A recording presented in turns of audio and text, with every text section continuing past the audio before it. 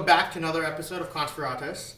I'm here at ZCon in Split, Croatia, and unfortunately Nate isn't here with me. He's still back in the States. He was going to come with us to Berlin for the cool Cosmos conference that we mentioned, but unfortunately he couldn't make it due to some passport issues. But we'll talk a little bit more about that Cosmos event next time. For now, I'm here live at, not live, the recording's not live, but I'm here, we're recording it at ZCon in Split, Croatia, and I'm here with Drew Stone, who works at Commonwealth on a project called Edgeware.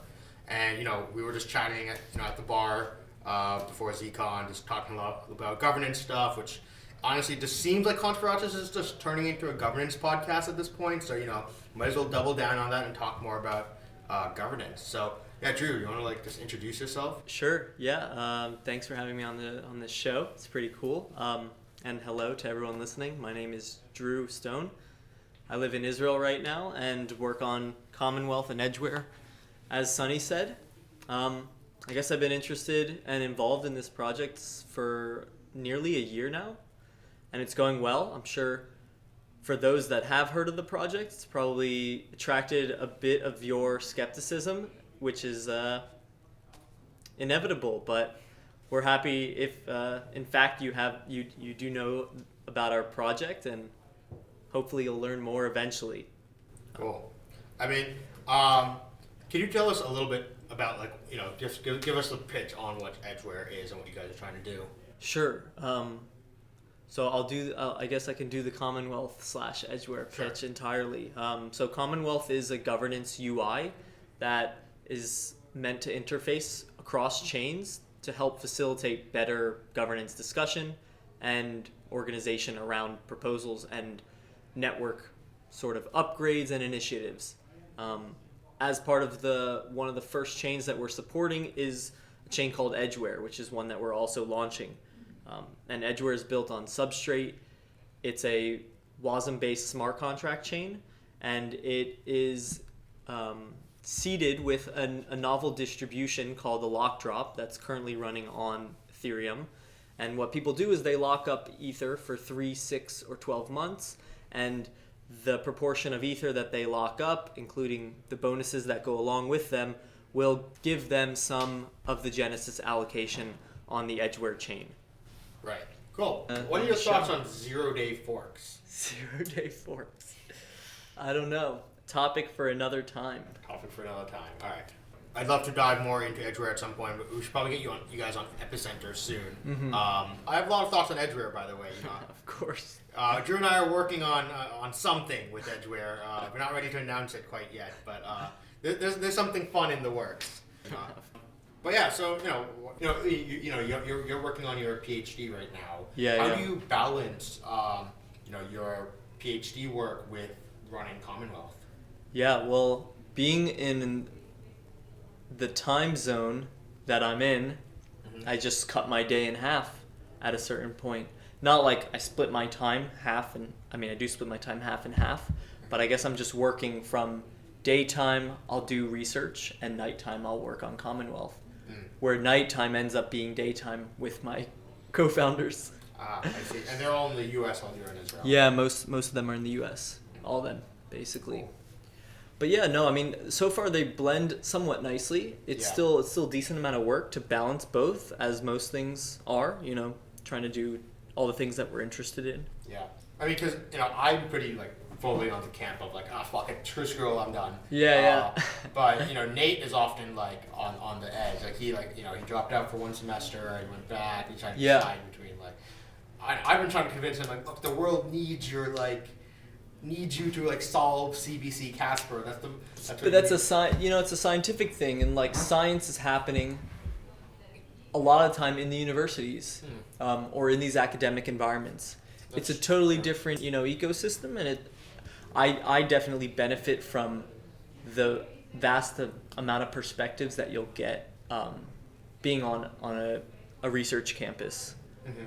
There's not as much blockchain as other things, so I'm getting exposed to what the state of the art in AI is, in biotech, it's pretty interesting. And I guess I try to apply my own perspectives on these things.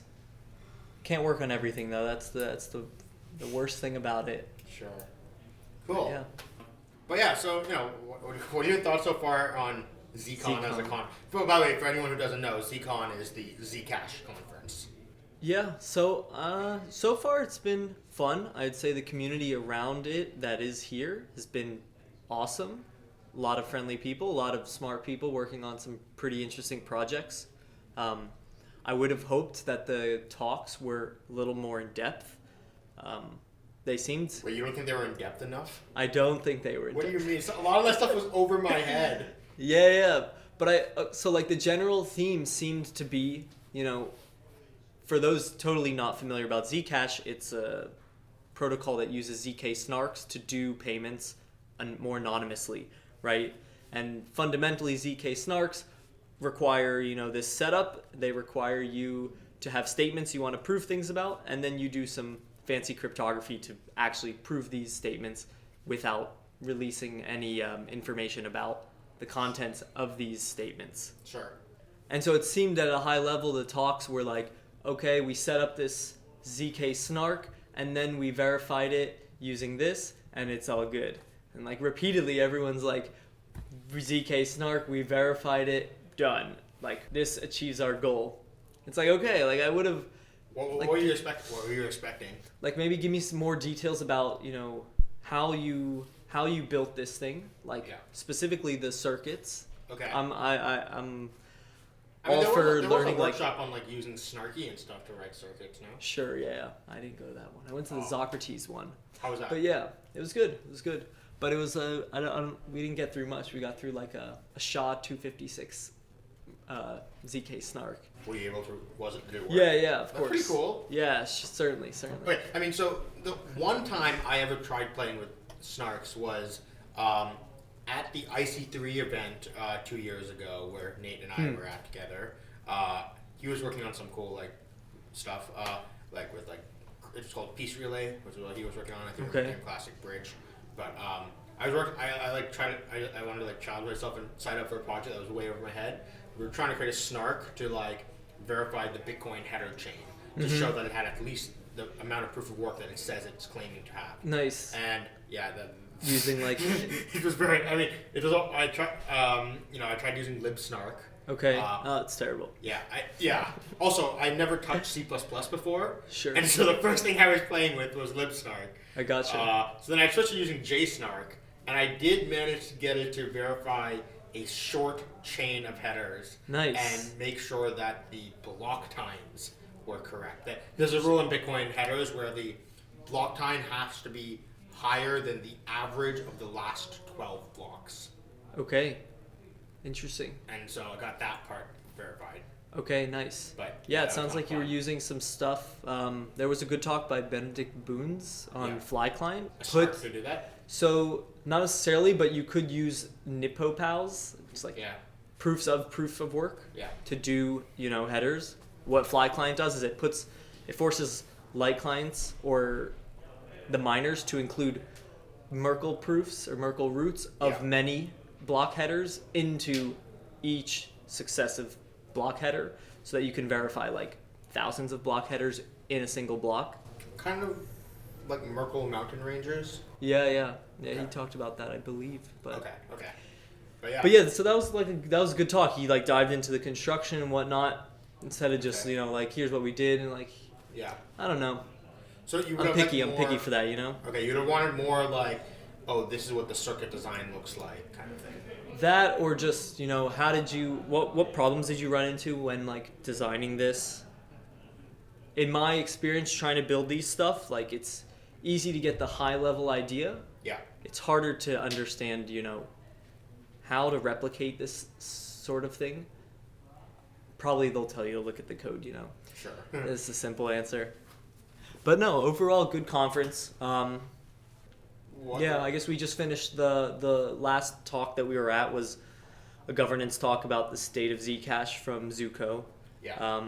You talked about a lot of different things there. But do you know what his exact role is? He's the CEO of the company. Is that what it is? Or Yeah, he's the CEO of the company. does he have any official role? And this in is the the foundation? Electric Coin Company. Electric Coin Company. It used to be called the Zcash Company. So a bit of background, I guess, is that so maybe we should talk a little bit about like how kind of the structure of Zcash works. Or I think a lot of listeners might be familiar with like Bitcoin, or a lot of people might be familiar with the Ethereum Foundation kind of structure. Mm-hmm. But what Zcash's structure is they had so that in the launch of the blockchain they had something called the Founders Reward, which is I think 10% of block rewards for the first 4 years goes to this development team, and the other 90% is given to miners as normal. And at the time, the development team was the Zcash Company, which was founded by Zuko and and other people as well. Mm-hmm.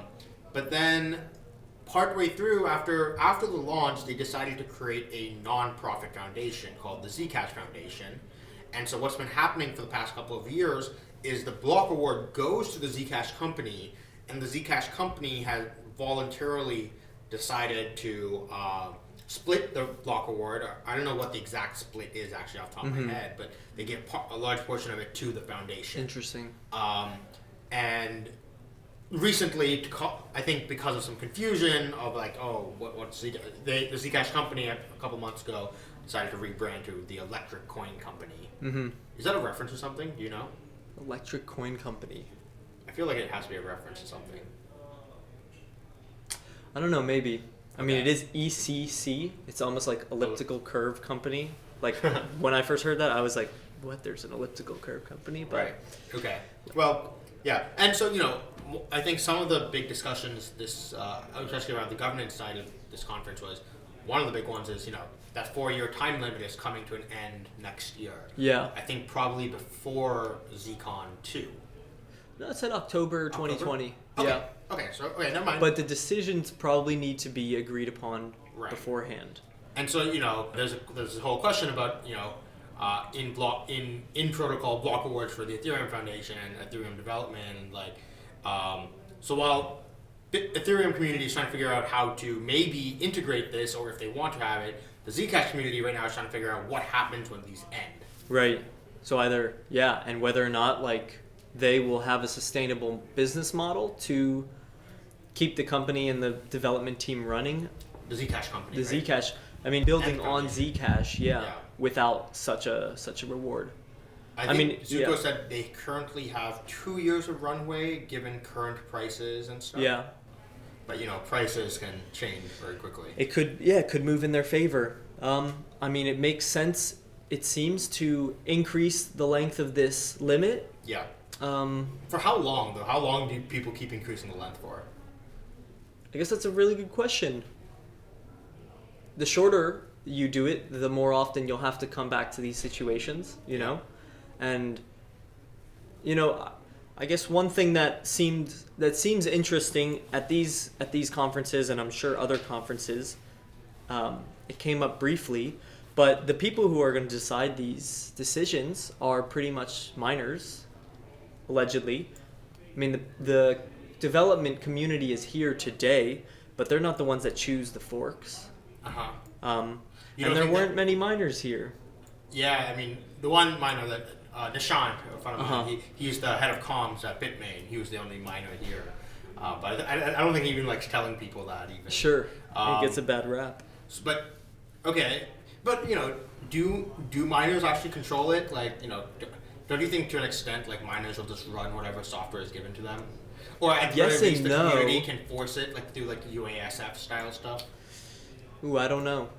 The miners can certainly extort the foundation. Let's say they put a target out, and the miners, don't agree to. They keep running with the current instantiation of the Zcash client. Right. In this client, the founder's reward will dissipate. Right. So it's a matter of, it's an interesting. So what's their economic incentive to Yeah. work on the new Well, so one? it's interesting. I don't think this is something that's been modeled even well in the research literature, but it's like if the miners don't comply with the foundation or these developers, then the developers won't build the technology to improve the system, and the value of this asset will. But do you think people, Ethereum every couple of months they keep reducing their block rewards, right? That's not an incentive of miners, but why do miners always go along with it? Well, it's a protocol rule.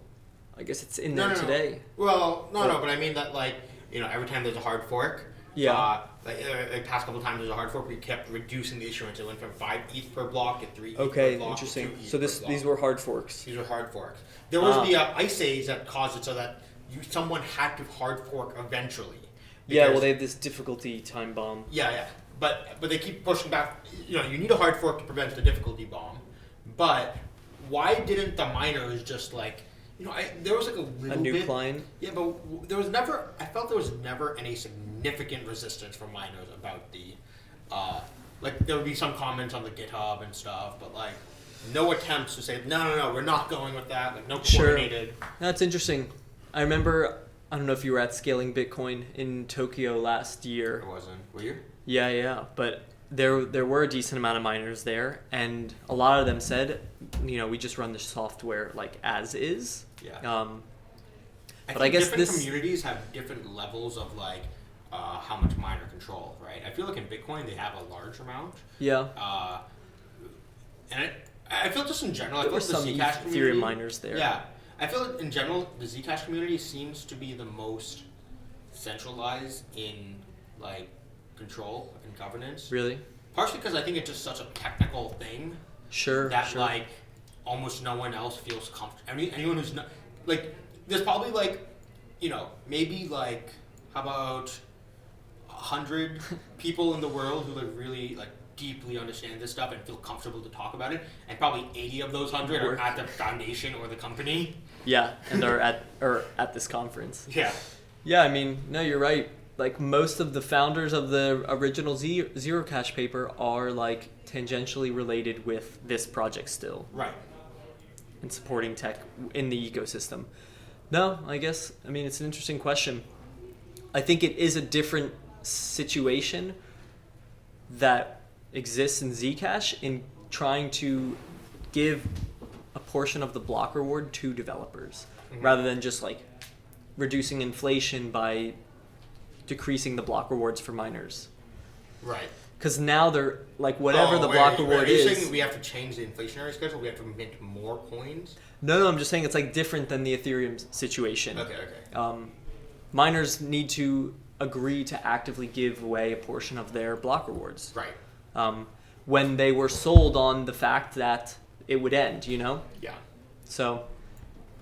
Do you think Zcash has a big enough community to care?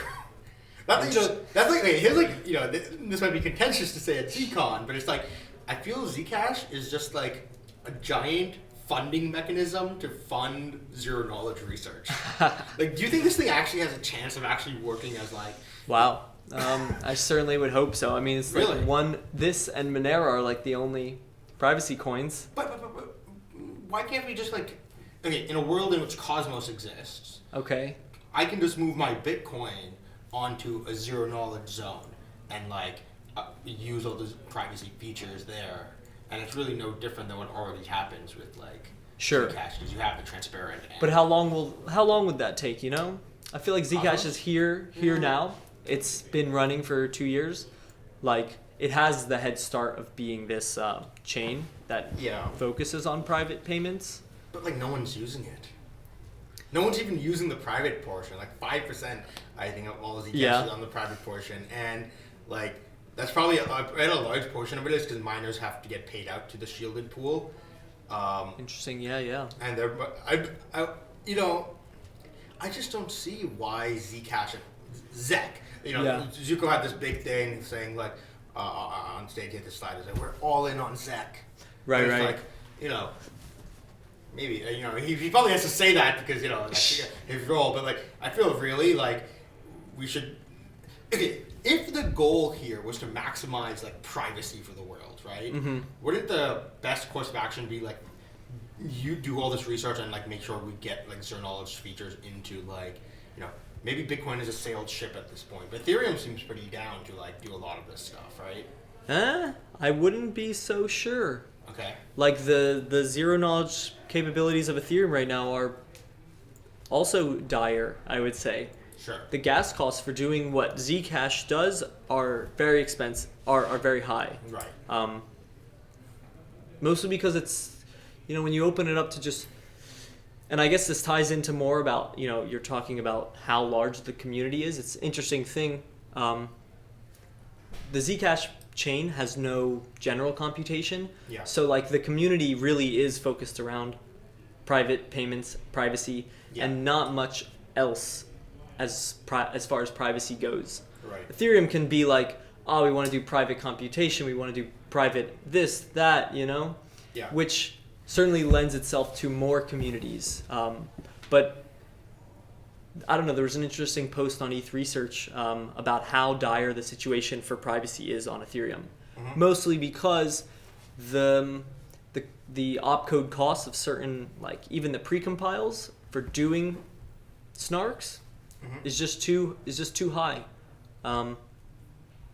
So, yes, but isn't the point of Ethereum is that in theory it should be like advancing enough that we can implement new precompile. Problem is they chose the wrong precompile. They used the one from like Sprout instead of Sapling. Yeah. And now it's like now it's outdated. Yeah. That's the thing. Like moving at the pace that research moves is also a tricky question. Sure. Zcash is the one inventing the new stuff, so it's sure they get a first mover advantage. I guess I don't have to be convinced on application specific blockchains. That's what I that's what I live for. Like, sure. Because it's all about application specific blockchains. But does Zcash have a chance of being? Does ZEC have a chance of being a currency? Like, why wouldn't I just want to use my Bitcoin with zero knowledge properties and with zero knowledge? Okay, even if you say Cosmos is like doing this is 2 years away, 2-3 years. I do think the ZEC has a chance. I think it has a use. What's the meme there? I feel like money needs a meme, and they tried to run with the zebra stuff, but I don't know. It's not a good enough meme. I thought Litecoin is a good meme. It's like the silver to Bitcoin's gold.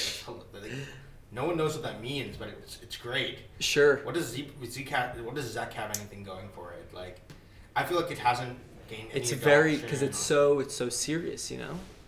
It's got such a serious team behind it. Serious isn't like legitimate, but. See, what I really want to see there's no like ZEC collectible staking token. That's my staking token. ZEC becomes a staking token for the zero knowledge zone, and then it allows any coin to come in, any asset to come in, and use the zero knowledge properties of Zcash. Well, so they're and I don't know if you saw in his roadmap, they were talking about proof of stake additions to the protocol. Yeah, and then it could be interesting. How difficult would it be? Do you know? I mean, you know more about the cryptography than me. How difficult would it be to do tokens on Zcash? So it's not just from a single. Could you the nullifier sets? Would it be able to be joined regardless of what currency is on there? I do not know. Ideally, in the most naive case, you replicate this sort of construction to tokens, to other assets. You want somehow the anonymity set to be joined. Right. For obviously not for exiting because you know which coins are how much of each token went in. Yeah. But a transaction that happens in shielded, you don't want to be able to tell whether it was whether it was ETH that was transferred or Bitcoin that was transferred into shielded. I see what you mean. Yeah. Yeah, I wouldn't know right now. Mm-hmm. It seems. I mean, it's obvious something you'd want to do, but it's hard to implement tokens on. It probably requires a change. It might require a change in circuit, right? Because I imagine you can't really do colored coins in Zcash because the way colored coins works in Bitcoin, from my understanding, is it kind of requires you to remember the chain of UTXOs, saying we said okay, this UTXO is one house or something. Yeah. And then we kind of know, okay, by tracing it, we know okay, this UTXO is currently representing that house or that token. And I don't know if you can do that in the shielded pool. Yeah, I'm not sure. On Ethereum. Yeah. Before whether or not you have privacy of your transaction going to a smart contract. Yeah. You could implement a private ERC system with multiple assets in it. But yeah, you might still see, which ERCs you're going in and out of. Right. So that would be. I mean, there's a lot of issues with doing Stuff. Zcash style stuff on Ethereum right now. Yeah. The biggest one is the fact that the gas payment just leaks everything. Sure. Because you have to know who pays the gas, and that just leaks. Oops. Of course. You need a relaying system. I mean, the way Zcash does it, because of the UTXO design, it makes it a little bit easier, right? Mm-hmm. Because the UTXO that's being spent pays for its own gas rather than gas. Okay. That's how it gotcha. makes sense, right? Yeah. Another thing that came up during Zuko's talk was Frederick from Parity when asked a question about recent Parity released their new client, their Zcash client called Zebra. I don't know how recently it was. They've been working on it for a while, but it's called Zebra. By the way, side note, I love the Zebra stuff. Like, the shirts that they gave out were great. Zeal with it. For people who don't know, a zeal is a group of zebras, and at last ZCon 0, they announced that Zeals are the mascot of Zcash. I think it's great. I love it.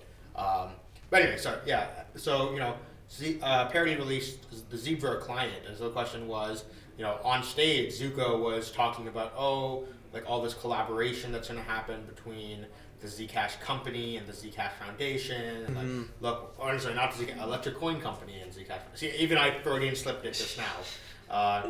And so, how do we help more? What about Zebra client, right? What about the Parity's wallet? How are they going to get funding to continue developing? Sure. And I thought his response was pretty lackluster and didn't answer the question. He's like, yeah, that is a question that can be asked. Wow. I think that's what I felt when the answer came out like. And then he's like kind of threw it back at Fred. That's too funny. He's like, do you know of a client that we could be talking about? Like, because Fred is a CTO of Parity, and he kind of made it push it off as a joke almost, but I feel like he didn't answer the question. Yeah, no doubt, because it's a lot of the people that were here, including ourselves, came on behalf or with some other company affiliation. Yeah. And so now if we're all to be building in this community, a question is, how do we get a fraction of what you're getting, I want a piece of your cake. Yeah.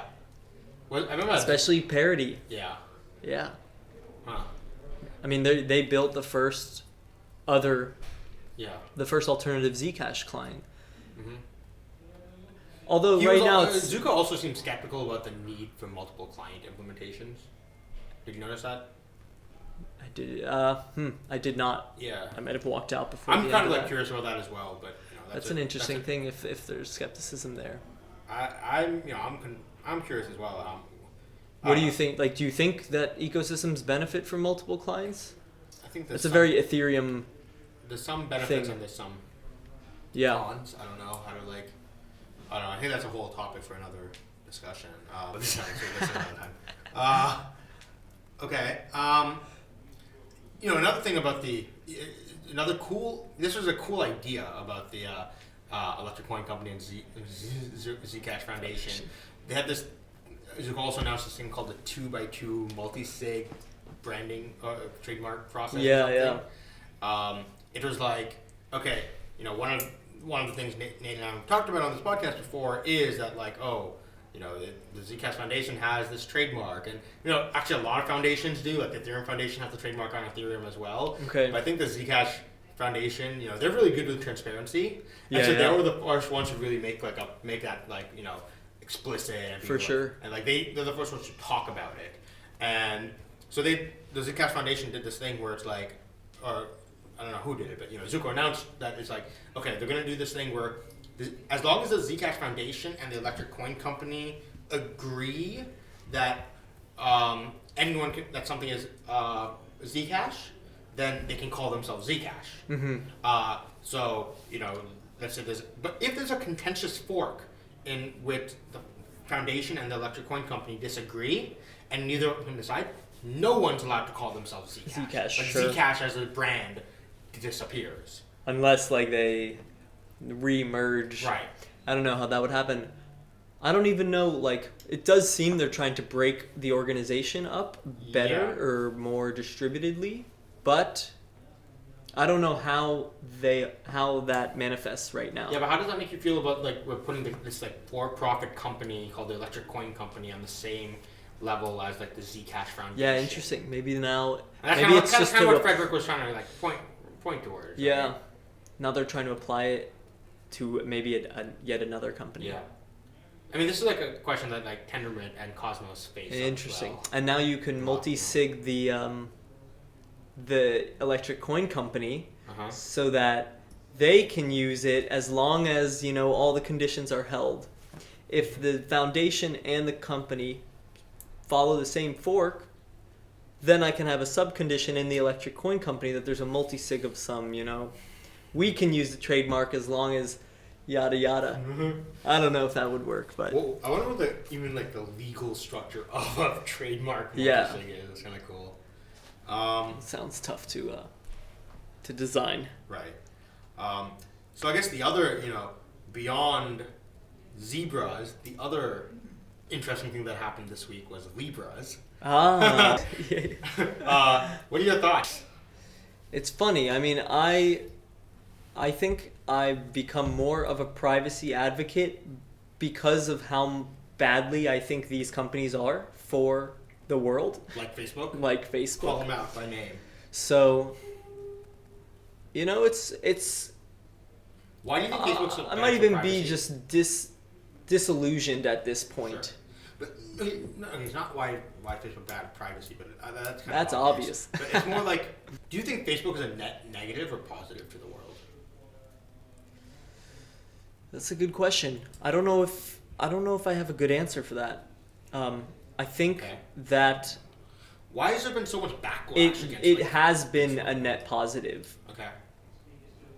Historically. Yeah. It has been a net negative in the recent past. Okay. And the present. What are some examples? Like, what are some examples of stuff that they do that's towards the negative? You know, just the amount of targeted advertisement that goes on Facebook, you know, without your understanding of like what's being presented to you, which hopefully like things like that could actually help ameliorate, which is the basic attention token. In addition, it's just like the facetiousness of their organization. Like their managers they've lied to Congress, you know? It's like they sat in front of Congress and told politicians, not to get into that, but they told these people that, yeah, they are upholding our privacy. And we know for a fact that, like, in internal documents that they aren't. It's this two-faced sidedness of this company and their continuous, you know, need to sort of assume control over the content that people are seeing. And what's their end goal here? You know, my theory is that, you know, I think what Facebook has realized in the last year is that their biggest competitor isn't Google or Twitter. It's nation states. Yeah. And they're like, all right, we're going after them now. We're going to replace the dollar. I think, yeah, we're living in a time where like these large corporations have assumed power greater than most nation states. Right. They definitely look at themselves like key players in the globe. And it's a question of whether that should be tolerated, whether we should impose more legal restrictions on the growth of these sort of organizations, which is almost, you know, antithetical to this space. Some of this space is like, we don't want more regulation, but it's a catch-22. So at ZCon, Morgan Beller was here. She's the head of strategy of the Libra project at Facebook, which was, you know, just kind of funny because, like, you know, oftentimes during a lot of the presentations, people were making jokes about Libra and, like, she was in the audience and stuff. But I remember yesterday I was in the middle of another workshop, but there was, like, a little gathering that was happening around Morgan, and people were, like, kind of, like, questioning her. Joseph Schweitzer from the Ethereum Foundation, and Vitalik was there as well. And so I think you were in that crowd, right? Yeah. And so I wasn't there. I didn't listen to that whole thing. But could you give us like what are some of the takeaways from that discussion that was happening? I didn't hear all of it, but you know, I'm gonna be a friendly person in any situation. I was just trying to understand, like, you know, when did the project how did it come about? Yeah. It seemed like it was pretty organically grown. Whose idea was it? Like, Allegedly, Morgan, thought that Facebook should be working on this, and if they weren't, they would be behind. So one thing led to another, and I think David Marcus kind of pushed this initiative within Facebook that grew with these other people that were working there who wanted to work on blockchain technology. What were Vitalik's thoughts? Like what I don't know. What did Vitalik have to say? No idea. Oh, you didn't. I didn't hear what Vitalik said. Man. Okay. Yeah, I guess we'll have to chat with someone. Who can speculate? Well, no, because there was people who were like they were talking. I saw they were talking for a while. So Yeah. No, they were talking. I'm sure Vitalik's giving advice where needed. Yeah. How generally how willing the entire crypto space, like my Twitter has been filled with Libra stuff for the past and how much did Morgan seem to care about the feedback from the crypto community? I don't know. Honestly, I was asking generally questions about how the project started. When did they start developing on this? Because it's still interesting actually. Probably a year or so, maybe. Okay. I think. I know a lot of blockchain at Berkeley people are actually working at Facebook on that. Really? Project, and they were like hush about it. They weren't allowed to talk about it or anything. Yeah, some of my friends in Israel too. I mean, I took a class with Itai Abraham, who is co-author on the Hot Stuff papers. Yeah. Which is kind of surprising. Like I didn't think he would have seen his work be adopted by a company like that, although he works for VMware. But it's still, it's still interesting. It's certainly, it's a global thing that has happened. One of the cool things that they did, which I really like the social implications. It's kind of like a bit scared on the fence maybe, but their open source code has been great. They wrote, So because Itai and Dahlia and other people at VMware, they wrote this paper called Hot Stuff. It's sort of like similar to Tendermint with a couple of changes. Nate and I are probably gonna do an episode just focusing on that specifically at some point, just like diving into the technicals of that. But in a brief summary, it's kind of like Tendermint with fewer timeouts and less message types. One more message round for finality. Yeah. And so, but VMware had patented it, but. Yeah, it's interesting. Facebook probably worked something out on the side. Yeah. So Facebook's code was released under an Apache 2 license, right? Which, if you use their software, it essentially bypasses the patents that VMware had. How much do I have to use? That's a good question. You can technically use any. Can I keep the README in this side hidden folder somewhere and call it a day? Maybe. You'll have to end up in court arguing that the README was the core technology. I have not stolen the patent because I replicated the README. Yeah, I will be a word, the first letter in the README. That'll be a fun legal battle. Yeah. But no, I agree. I'm all for open source work. Right. It's still interesting, Yeah, it'll bring even more people into the blockchain space. It's probably, Facebook probably has under some of their the best umbrella. engineers, and it's like, oh wow, look, here's some solid Rust code that's written by production grade engineers. Well, how much of it do you think was Facebook engineers and not this? So they had an acquisition of a blockchain company last year. Oh, this Chain Space. Out of UCL. Yeah. What was the guy's name? Mustafa and so Alejandro. After the acquisition. I don't know. I know Chain Space was working on sharding stuff. Some sharding, other stuff. It doesn't seem to me that a lot of their stuff got integrated. Sure, but they were on most of them, minus Mustafa, were on the paper, the developer docs. Oh, okay. The consensus docs that were released for Libra. Oh, okay. So I kind of think sure, this was they were acquired because this was the start of something. Maybe we all should have just I don't know why Libra was such a shock, I guess that's kind of obvious. It's all expected. Why would you buy a blockchain company if you had no intention for the tech? Yeah, I mean, what What do you think the crypto space's reaction should be? Like, okay, I'm kind Terrible. of conflicted. No, I'm kind of conflicted. Like, should we like be all against like Libra and like all Yeah. want to kill it, or should we be like, let's infiltrate it and like turn it? One of the takeaways I got from Morgan was somehow they did not expect this much regulatory backlash so soon. Which I'm like, That's so I'm like, silly. That's how like did you not classic- expect that? It's like a classic Mark Zuckerberg thing. Right? Like, how did you not expect that? Like, like I said, you guys are taking on the government monopoly on money. Like, they're not going to be chill with that. Yeah. And you did it without telling them. Yeah. Like, You just released this project, which should scale to your 2 billion users worldwide. right. Like, there aren't even that many casual users of cash Right. in the world. So, yeah, I mean, maybe the best goal to do is like we compromise with. So a couple weeks ago, See, in their position, I wouldn't compromise. I would be ruthless. So I wrote this a couple months ago when Mark Zuckerberg was in Congress. I made this little comic. Forgot to release it. I released it 2 or 3 days ago. It went like pretty viral on Twitter. It was this like drawing of this like like a Mexican standoff where like all 3 people all pointing guns at the other 2, and it was like big tech, nation states, and crypto space, and like we're all pointing guns at each other. The question is,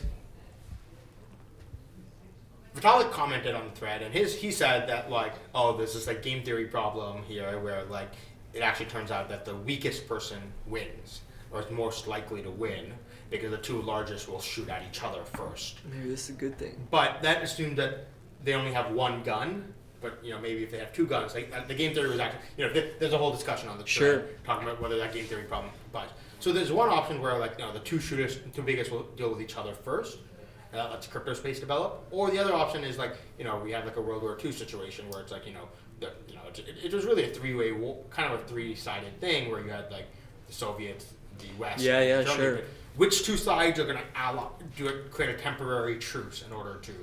Well, like, 2 of the sides are more well defined. The crypto space is pretty fluid. It exists pretty much anywhere and everywhere. Facebook is like an entity that a government can go after. Right. Which, it's an interesting. But That's my an question is, interesting point. Okay, so here's the 3 worlds. Here's If anything, the nation states and Facebook are going to team up. Yeah, so and that's build a better, faster product than crypto has. Will Facebook help create so much regulation around crypto that only their legal team is able to deal with it and no other crypto project can? That's one reality. The other one is, Facebook works with the crypto space to actually decentralize Libra, and maybe, and they could focus on building Calibra as like the Coinbase of Libra, for example, the best custodial wallet. But Libra itself becomes a much more decentralized thing, and I don't really know what the world in which crypto and government work together in order to fight Facebook is. Yeah, I don't think they don't sound like they'll work together too well. Although they seem to be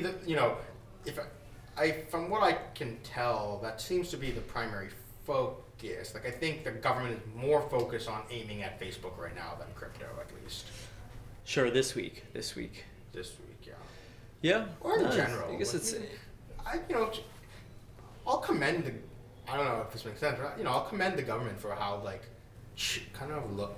They've been letting crypto buy. At least the U.S. government. In India, it's like you'll be thrown in jail for holding Bitcoin or something. But damn. At least in the U.S., I was chatting with. We did an Epicenter episode with the head of NASA, not the space agency, but NASA. It's like the National North American Securities and whatever. Okay. And he was talking about we're letting this stuff go because it's like financial innovation. We're just going after the pure scams. Of course. But as long as they're not scams, we're going to let them innovate.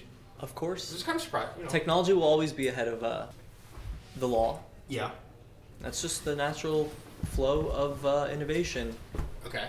So it might be inevitable that they're letting this go with the pass, because let's say that they didn't, what would change? It would just push innovation out of that respective country. Sure. So that's another game you have to play as a regulator. Yeah. Arbitrage. Yeah. But now Facebook is potentially going to be the one that, maybe decides the regulation. Yeah. In their favor, of course. Why not? And dominates the market. I mean, Facebook dominates adoption. Facebook often does that, but I think I've read that they've done that in other industries as well, where they like introduce regulate, or people are upset where like a lot of the privacy laws that they were, like Facebook was trying to propose. They're like, wait a second, this is something that's so complex, only you guys know how to deal with it. Oh man, yeah. Damn, that would be terrible. Well, yeah. Thank you guys all for listening, and I know it's a little bit of a change up from our normal me and Nate chatting about stuff, but Drew, you've been a great replacement, Nate. I'll let him know that if he. Well, you know Nate, though, right? Yeah, we went to the same school. Ah, cool. We went to Penn. Okay, cool. I forgot about that actually until just. Yeah. I actually knew Nate's dad before I knew Nate. Ah, interesting. Nate's dad doesn't like me. I made Nate drop out of school. First time. Nate's dad is like still mad at me about that. Anyways, that's too funny. Cool. Yeah. Thank you guys for listening, and tune in next time.